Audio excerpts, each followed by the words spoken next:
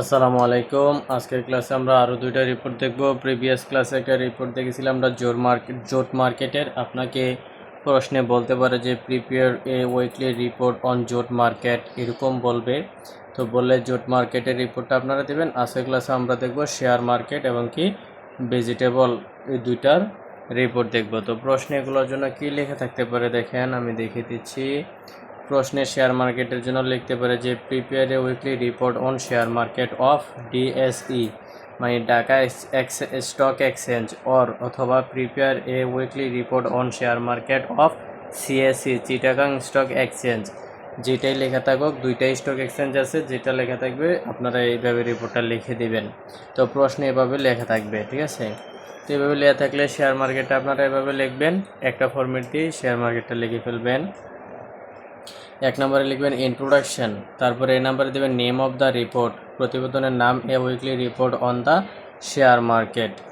তারপর হচ্ছে বি নাম্বারে name of the market Dhaka stock exchange, যদি চিটাগং স্টক এক্সচেঞ্জ বলে তাহলে চিটাগং স্টক এক্সচেঞ্জ দেবেন।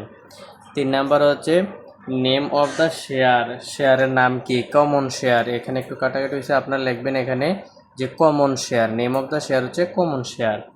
Duration time 10 October to 17 October 2024, এটা আপনারা যে মাসে পরীক্ষা দিবেন ওই মাসের একটা ডেট দিবেন। তবে মনে রাখবেন এখানে যে ডেটটা দিবেন 7 দিন ডিফারেন্স রেখে পরের ডেটটা দিবেন। সাপোজ মনে করেন যে আপনি 2024 অক্টোবরে পরীক্ষা দিতেছেন, তাহলে 10 অক্টোবর থেকে 17 অক্টোবর 2024, তাহলে 7 দিন ডিফারেন্স করে দিলাম। আর আপনারা যখন পরীক্ষা দিবেন পরীক্ষার মাসটা দিবেন, তবে 7 দিন ডিফারেন্স রেখে তারিখটা দিবেন, ঠিক আছে। আর এখানে 2025 দিবেন।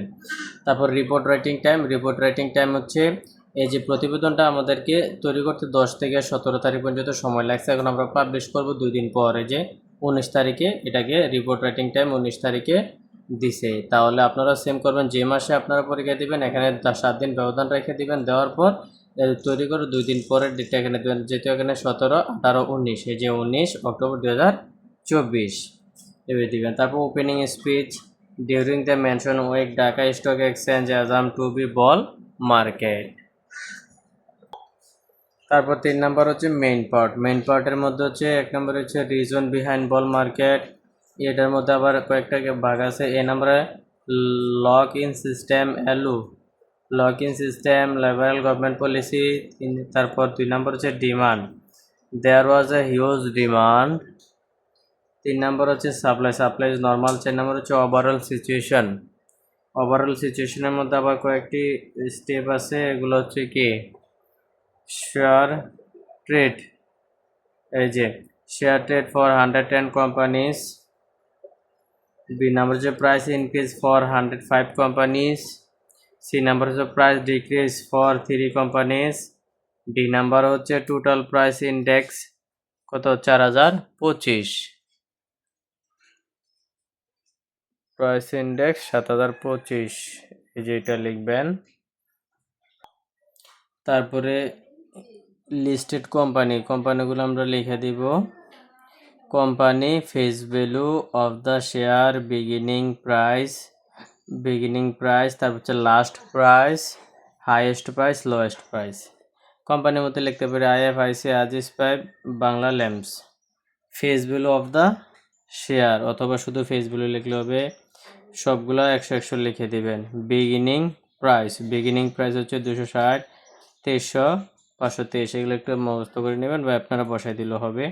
তো মনে রাখবেন যে এই বিগিনিং প্রাইস আর হচ্ছে লাস্ট প্রাইস সেম হবে, যে বিগিনিং প্রাইস আর last price same, lowest price, beginning price আর লোয়েস্ট প্রাইস সেম, আর লাস্ট প্রাইস এবং কি হাইয়েস্ট প্রাইস সেম। দেখেন 260, 2300, 200, 523, 523, আর লাস্ট প্রাইস এবং কি হাইয়েস্ট প্রাইস সেম, 340, 270, 2700, 580, 580। এভাবে যেভাবে আমি লিখে দেখাইছি সিরিয়ালি ধারাবাহিকভাবে আপনারা এভাবে লিখবেন, লিখে স্টেপগুলো একটু দেখে নেবেন।